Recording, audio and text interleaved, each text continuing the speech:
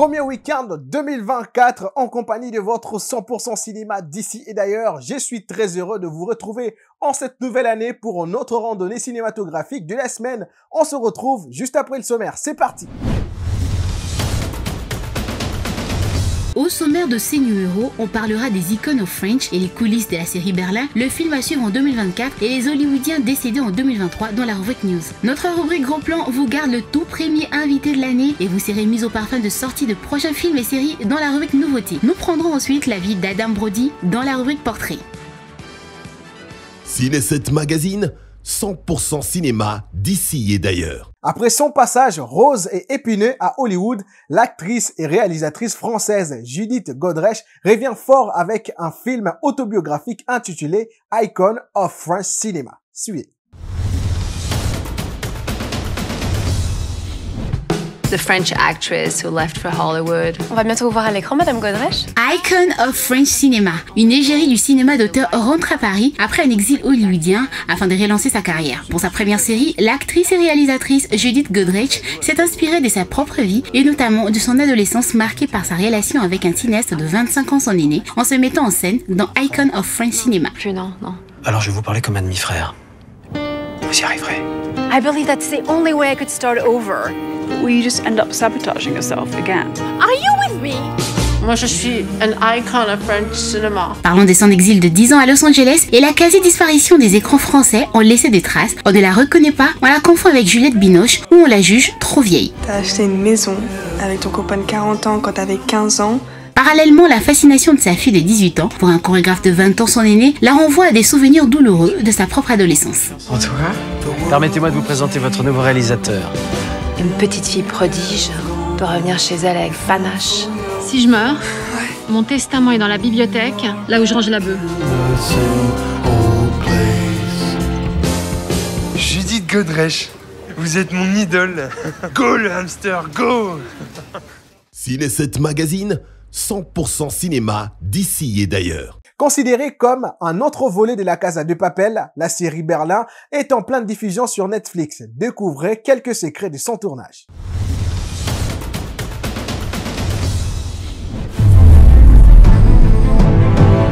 Lo digo con mucho orgullo. Perfecto. Claro, como un gran fan que soy de la Casa de Papel. Creo que en factura supera a la Casa de Papel. Yo mismo sigo impresionándome.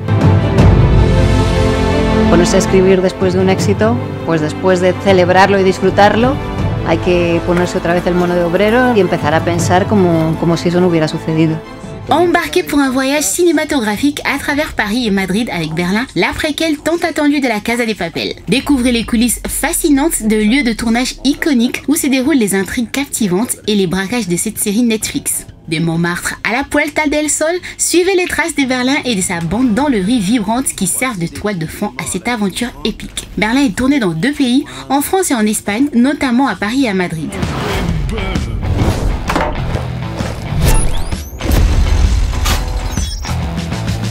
We can have a lot of fun.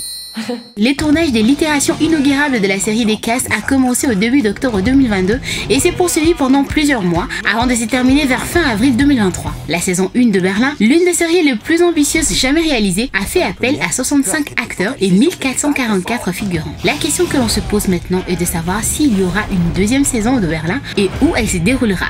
Qu'est-ce qu'on a? Vol de bijoux. On va bien s'amuser. Raquel Murillo, Alicia. Les Espagnols adoraient comme il se vole. Qui tient du génie. Qui voudrait d'un amour bien confortable? C'est plus excitant. Le pari du tout ou rien. C'est ça, le talent espagnol. C'est festif. Le plus important, c'est le compte à rebours qui vient de commencer. Ciné7 Magazine, 100% cinéma d'ici et d'ailleurs. Vous pourriez être surpris si vous ne les voyez plus sur la scène cinématographique. Pourquoi? Parce qu'ils ont quitté la terre des hommes. Voici les 23 décès qui ont secoué Hollywood l'an dernier.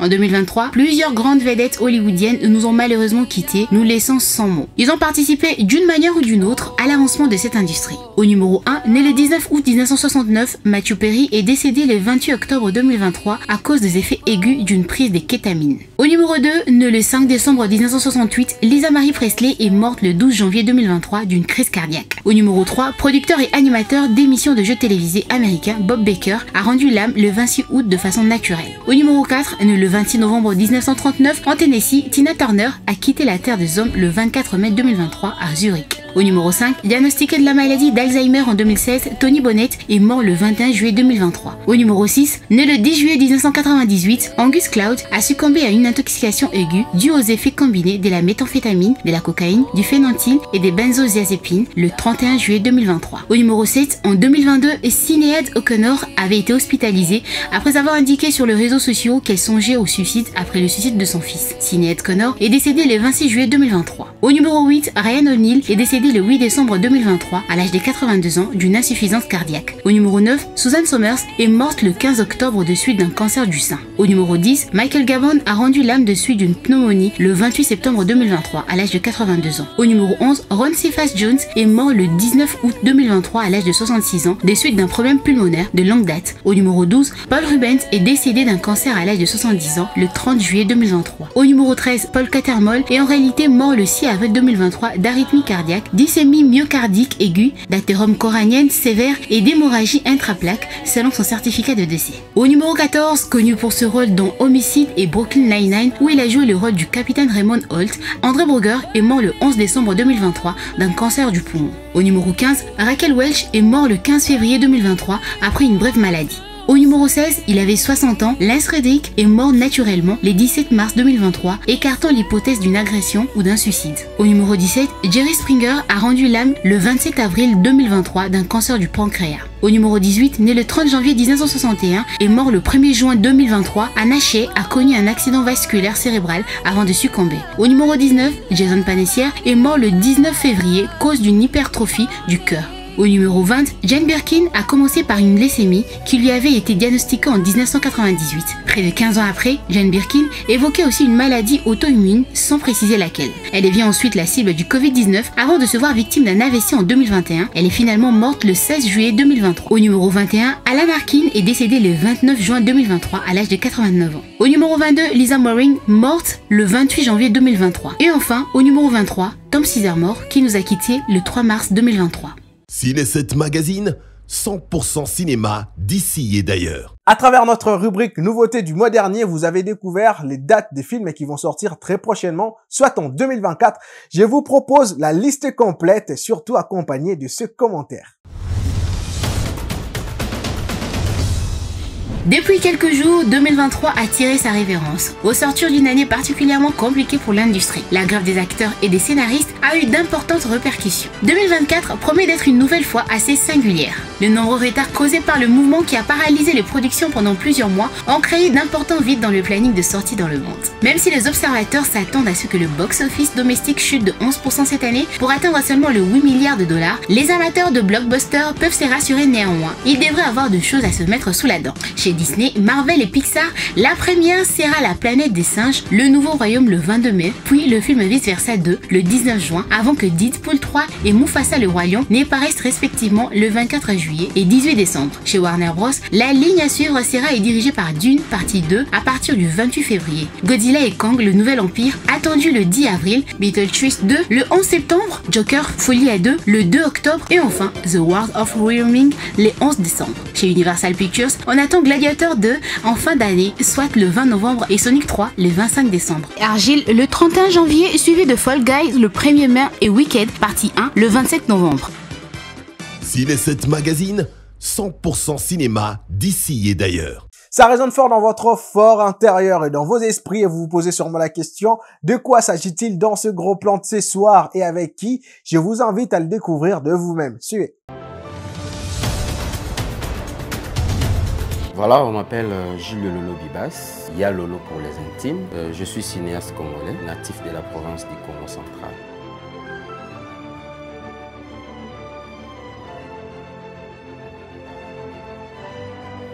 Alors, dans les le cinéma, je suis réalisateur, je suis scénariste et aussi artiste, comédien. Donc, je joue aussi. Des fois, je me mets aussi devant la caméra et donc, je suis aussi monteur et pas mal de choses.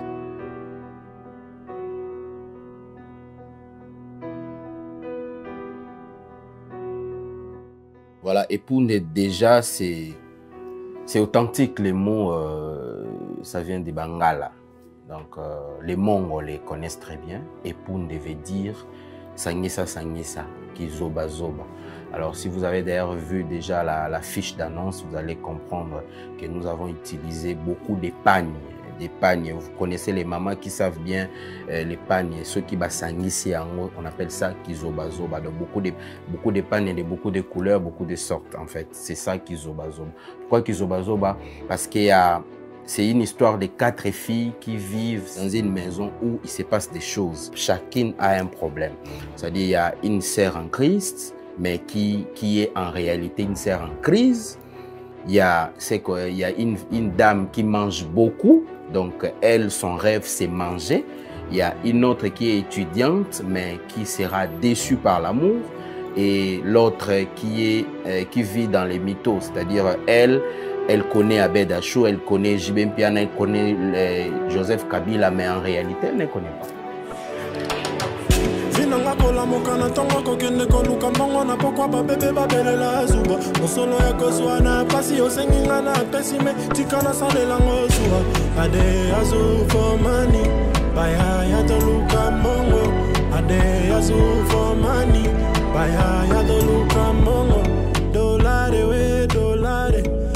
Déjà, il y a beaucoup de leçons morales à l'intérieur, comme j'ai dit, Kizoba Zoba, c'est-à-dire chacun va se retrouver à son coin, parce que nous avons vraiment beaucoup détaillé comme conseil à l'intérieur. Par exemple, je vais prendre une histoire de celle qu'on a appelée Bolumbu. Bolumbu, c'est en fait elle qui vit dans les mythos, quoi. Donc, vous voyez des filles qui se disent, par exemple, je travaille à Louis Vuitton, je travaille à Innov TV, mais elle n'a jamais travaillé à Innov TV. Elle fait des photos, par exemple, pour publier avec des agents d'Innov TV, dire que je travaille avec eux. En réalité, c'est derrière déjà les habits qu'elle porte. C'est pas pour elle, elle va peut-être emprunter de l'autre côté. Donc, il y a beaucoup de conseils à l'intérieur. On veut juste que chacun puisse tirer sa leçon. Donc, vous allez découvrir ça peut-être dans la bande-annonce. Vous allez peut-être comprendre en réalité de quoi il s'agit. Voilà.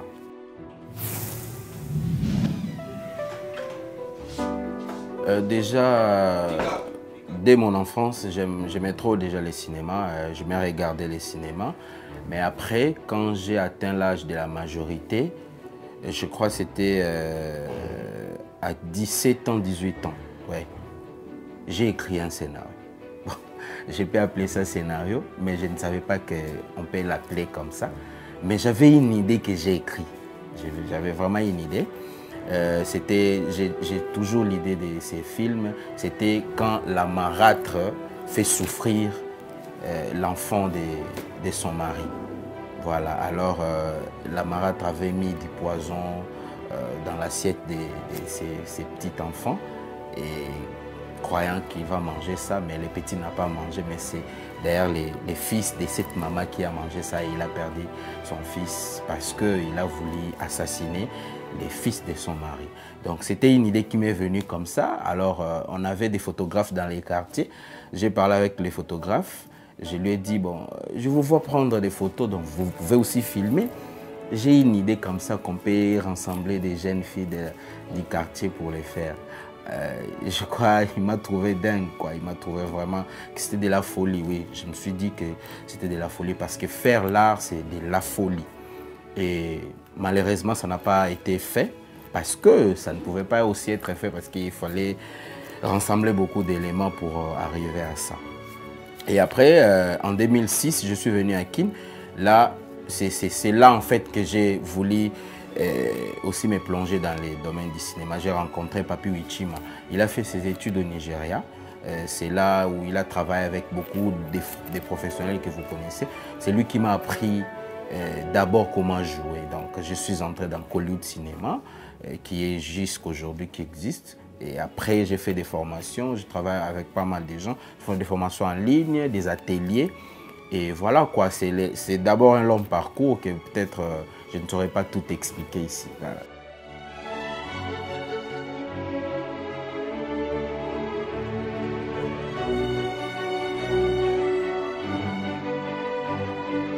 Le cinéma congolais prend de l'envol, ça je vous assure, parce que il y a 5 ans passés, on ne parlait pas vraiment du cinéma congolais.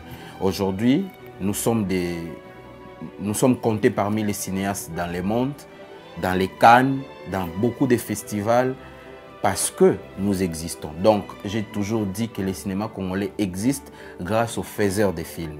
Alors, on ne parlera pas du cinéma congolais si on ne fait pas de films. Quoique les moyens sont très amoindris, qu'on n'arrive pas à réaliser des grands projets, mais on est en train de faire tant soit peu avec ce qu'on a. Donc c'est par là qu'on parlera du cinéma congolais. Je crois déjà quand on fait des prouesses comme ça, et c'est là qui sont en dehors du pays ou des producteurs qui sont peut-être dans d'autres pays, ils vont voir ce que nous faisons, ils vont peut-être nous soutenir demain ou après-demain. Donc le cinéma congolais prend de l'envol. Il est en train de monter et ça va monter ensemble avec nous. Donc si on produit chaque année au moins 6 longs métrages, ça va nous faire vraiment du bien, quoi. Et on produit plus de 20 courts métrages, ça va aussi faire du bien. Et pourquoi pas plus de 50 séries par année. Donc vous verrez que le cinéma congolais va monter plus haut.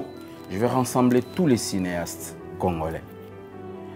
J'aime l'unité, j'aime la force. J'aime l'équipe. Une seule personne ne peut pas réaliser une œuvre. Toujours il fait recours à d'autres personnes pour peut-être des correctifs, machin. Donc déjà l'œuvre humaine n'est pas parfaite. Donc il y a toujours des imperfections. Alors je vais réunir les cinéastes congolais, leur parler de ma vision. Ma vision, c'est de créer l'industrie cinématographique. On ne peut pas émerger seul avec beaucoup de moyens. Je crois aujourd'hui, Nollywood au Nigeria est la première industrie dans le monde qui produit des films chaque jour. Il est 3e dans le monde de l'industrie, mais il est la première qui produit des films chaque jour.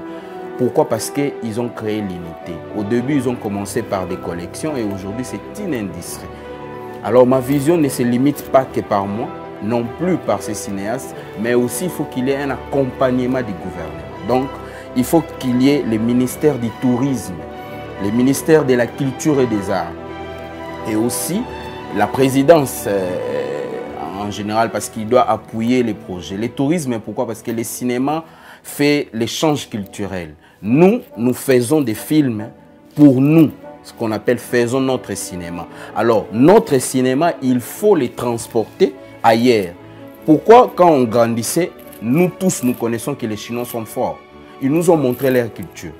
Nous connaissons que les Américains ne perdent jamais lors de la guerre. Ils nous ont montré leur culture. Mais nous voulons copier leur culture. Non, nous devons transporter la culture congolaise, la culture africaine de l'autre côté. Donc, ça sera pour nous une force. Si aujourd'hui on s'est rassemblés, on crée une industrie cinématographique, on va générer beaucoup d'emplois.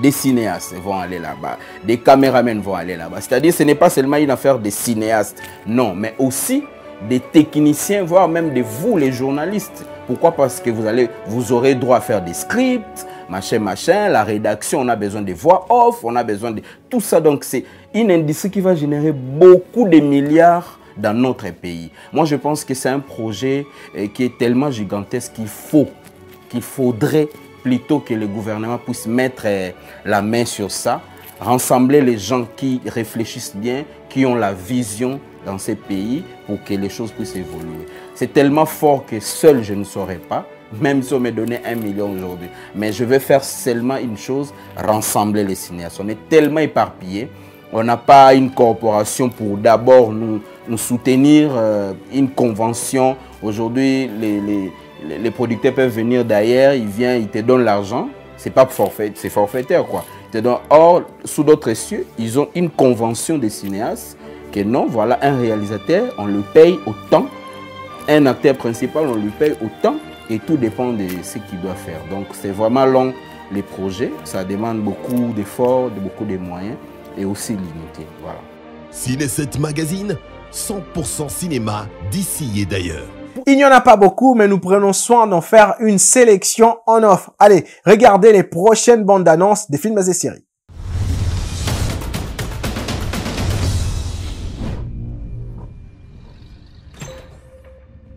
Hey, allez, prenez vos sacs.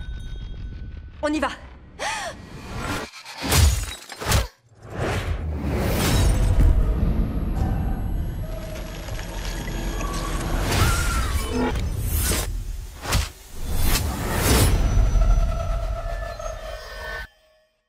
Allez, essaie encore. Jusqu'à la semaine dernière, je passais ma vie à courir après le temps. Je suis là pour vous aider, d'accord? À essayer de sauver ceux qui n'en avaient plus beaucoup. Cassie! Jusqu'au moment où tout a basculé. Allez! Content de te revoir chez les vivants. Je n'arrive pas à comprendre ce qui se passe. J'ai des visions. Je savais qu'il allait mourir. Je crois que je peux voir l'avenir. New York, c'est du grand n'importe quoi ces derniers temps.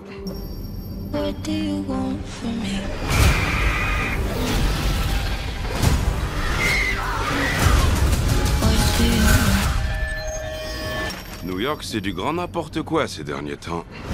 Vous êtes en danger. Vous devez descendre. Cet homme veut vous tuer. Pourquoi? Non mais t'es qui? Qu'est-ce qui se passe? Je peux voir l'avenir. Oh. C'était quoi ça? Elle a rien vu venir? C'est pas comme ça que ça marche. J'ai déjà vu cet homme. Alors c'est qui? Ezekiel Symes. Il était en Amazonie avec ma mère quand elle étudiait les araignées. Juste avant qu'elle meure. Attends, je te reconnais, tu vis dans mon immeuble. C'était toi dans l'ambulance. Ouais, t'as failli m'écraser. Vous trouvez pas ça bizarre qu'on soit toutes liées les unes aux autres? Franchement, je dirais que c'est le truc le moins bizarre de cette journée. Tu n'imagines pas ce que ces filles vont devenir. Vous croyez qu'il peut voir l'avenir? Il essaie de changer le cours des choses. Julia, apaise-toi!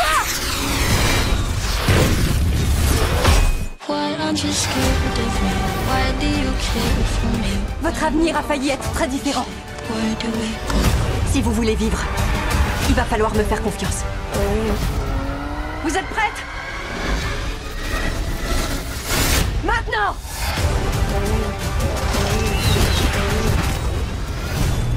Ouais, tu te la racontes quoi. Peut-être un peu, ouais.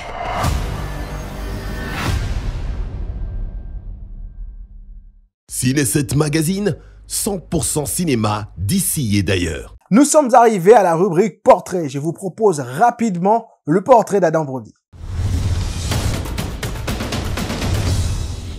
Adam Jared Brody est un acteur et musicien américain né le 15 décembre 1979 à San Diego. Ses parents sont tous deux originaires de Détroit, Michigan. Il a deux jeunes frères jumeaux nommés Cinémat.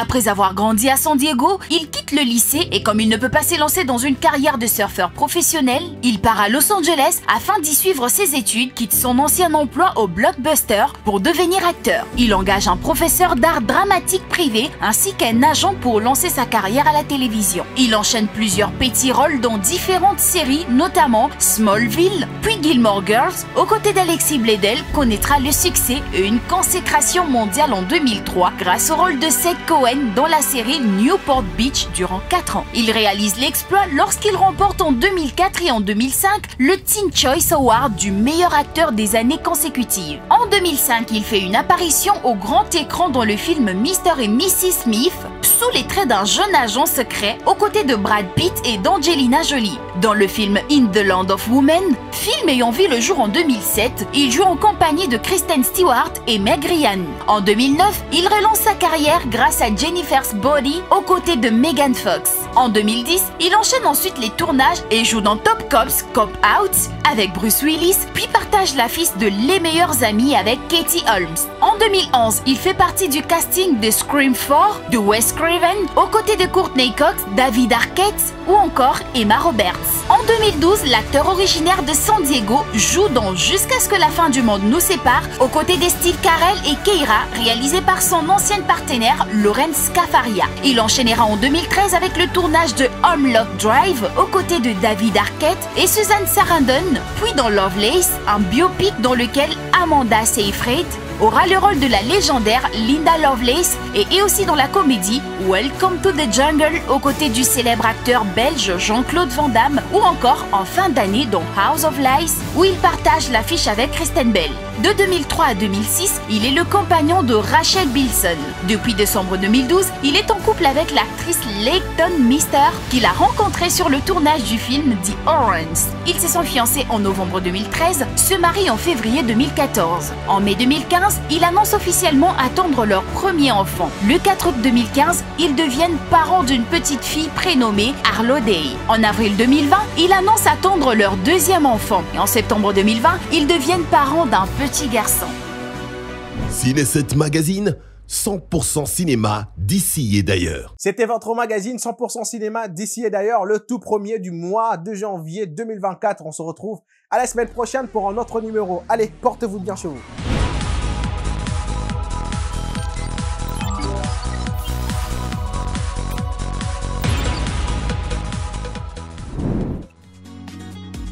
Innov TV, vivez la télé dans sa dimension créative.